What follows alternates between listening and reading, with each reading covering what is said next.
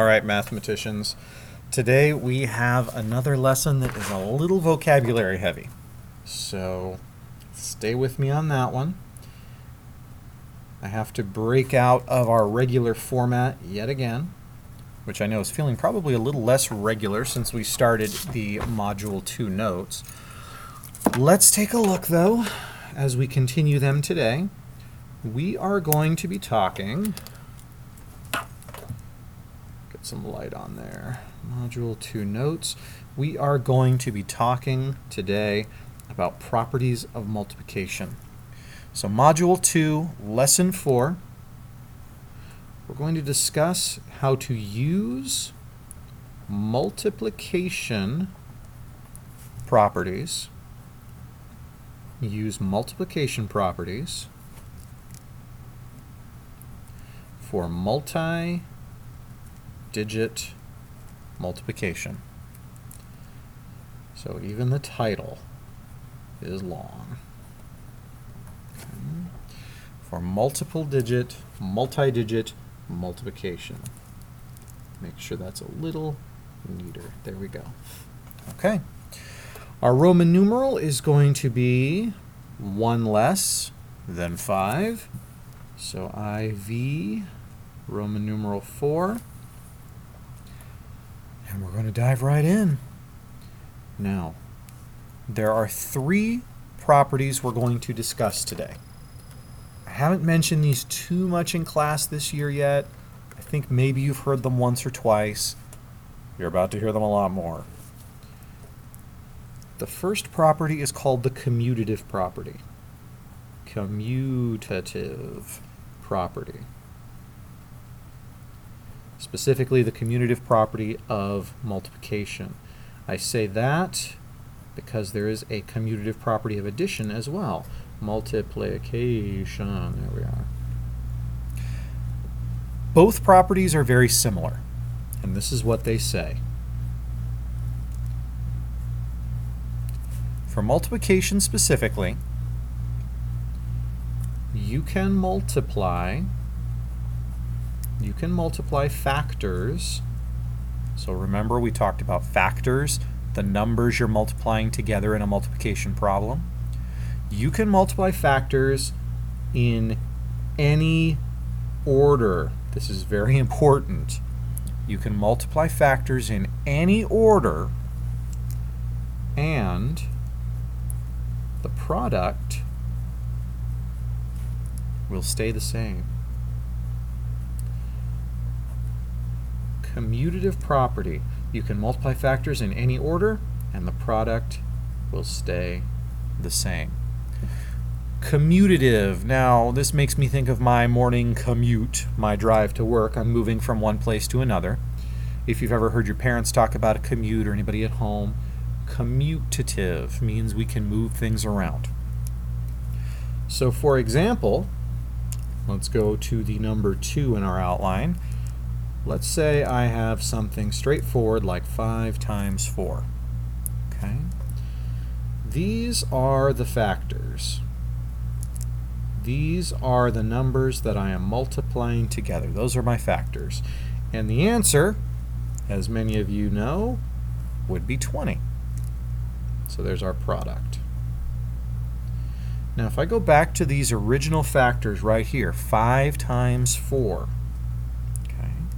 If I change that order, so now it's 4 times 5, well, again, I switched the order of my factors, but we know with our multiplication facts, 4 times 5 is also 20. The product is the same. There is no difference there. So 5 times 4 equals 20, and 4 times 5 equals 20. Okay. Both of these are the same. We switched the order, but the end result, the product, is the same. This is one of the first things you learn as you're going through your multiplication facts. So hopefully, maybe the name is new, but the idea is pretty familiar, I'm guessing. All right, letter B, our next property of multiplication is the associative property. The associative property of multiplication. Now, students tend to get these two properties mixed up because they are very similar. Commutative property usually just is working with two factors. You've got two factors, you're switching which comes first, which comes second. Associative property is going to sound very similar, but usually works with more than two factors. The associative property says you can change the grouping. This is where the word associative comes from. Association, your associates, people that you group with. You can change the grouping, and for this, you can also think of it as pairs. You can think of changing the pairs of factors, and the product will stay the same, and the product will stay the same. Okay. There we go. Now, like I said, these two are very similar to each other, so what's the difference? If I have three factors that I'm multiplying together, 2 times 3 times 5. Okay. I can pair these two up and do these first. Your brain can really only multiply two numbers at a time anyway. So I will do these first, 2 times 3. I associate them together first, 2 times 3, and my answer is 6. Now I still have to multiply the 5. I'm not done with that. 6 times 5 equals 30. Okay. But I have other options. I can do this, or 2 times 3 times 5. See, they're in the same order, 2, 3, 5, 2, 3, 5. But this time, I want to pair these up. 3 times 5 is 15. 2 times 15 is still 30. All right. Or, yes, there is another option. Okay, we're going to have to go into the margin for this one. I also am going to change the order slightly. Commutative property says I can. This time I'm going to write 2 and 5 and then 3. 2 times 5 times 3. Because I want to pair these up.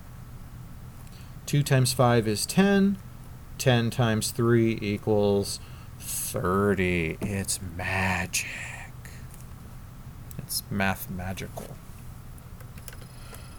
The associative property of multiplication is a nice tool to have in your toolbox because if you move things around, sometimes multiplication is easier mentally, sometimes it's just more clear. I usually like to move things around so the 2 is the last one I do because I like doubling things. Or if one of the factors had been a 10, I might save the 10 until the end because, again, 10s are super easy to deal with. Commutative property, associative property. We're going to discuss one more today. This is going to take the most real estate on your paper, and it's probably going to take the most time to work through. So, like I always say, if this is not clear, please don't worry. We'll look at it during class together. We will practice it. Okay. This last one is called the distributive property. We have discussed this a little bit. I think I've mentioned the words distributive property, but even if I haven't, we have practiced with this idea of decomposing numbers, breaking things apart. The distributive property, in part, there's more to it than this, but in part says you can split a number into pieces. You can break a number, you can split a number into pieces to make multiplication easier. Okay. Now we don't normally go in this deep, but I am going to put a procedure under here.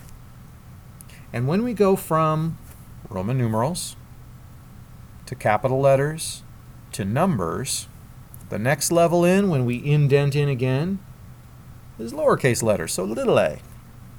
So that's unusual. Well, unusual for us anyway. Step 1. For step 1, you're going to choose a number. Choose a number. Now, usually, not always, usually you're choosing the bigger one.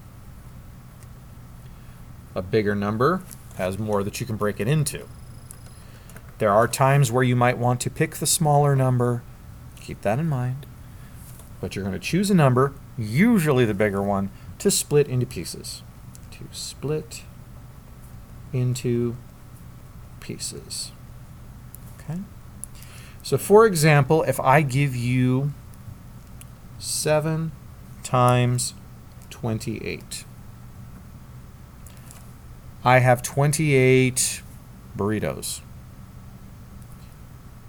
28 burritos in a package, let's say. And I am going to buy 7 packages. Tasty. What I can do to make this easier for me mentally is break this up into 7 times. Okay, that part looks the same, but I'm looking at the bigger number, 28, and I'm going to split it into 2 pieces. 20 plus 8. Now, honestly, I can split it any way I want. I could do 14 plus 14. I could do 18 plus 10. There are different options. Usually just writing it in expanded form is the easiest one. But you'll see as we go through the school year, there are other things to do. Now, the key to remember here, I'm going to draw another arrow coming in this way, 20 plus 8. It looks different, but the value is exactly the same as this. I haven't changed anything. Well, again, other than its appearance. The sum is 28. You do want to turn it into an addition problem. Again, there are ways to do multiplication and things. We'll play around in class, but usually you're going to be breaking it into an addition problem. Like I said, usually you're going to be thinking expanded form. Okay, so 10s plus 1s. Step 2. For step 2, you are going to multiply the outside factor, so in this case, outside the parentheses, okay, the 7, you are going to multiply the outside factor times each. You're doing each one, each part of the quantity. Now when I say quantity, okay, that is a fancy term for stuff in the parentheses. This is a quantity. It's an amount. It's a value. Okay. So we chose a number, usually the bigger one, to split into pieces. I took my box of burritos, or I guess boxes, and I split each box into a group of 20 burritos and a group of 8 burritos. Still the same number of burritos per box. I just split them into piles. Now I have 7 piles of 20 and 7 piles of 8. The reason we do this is because hopefully it's easier to multiply 7 times 20 and then 7 times 8. Let's take a look and see if that's true. So we had 7 times the quantity, 20 plus 8. And we changed that around a little bit to this. Now watch. 7 times 20. This is going to be one partial product. 7 times 8. That's going to be the other partial product, the other piece. 7 times 20, 7 times 8.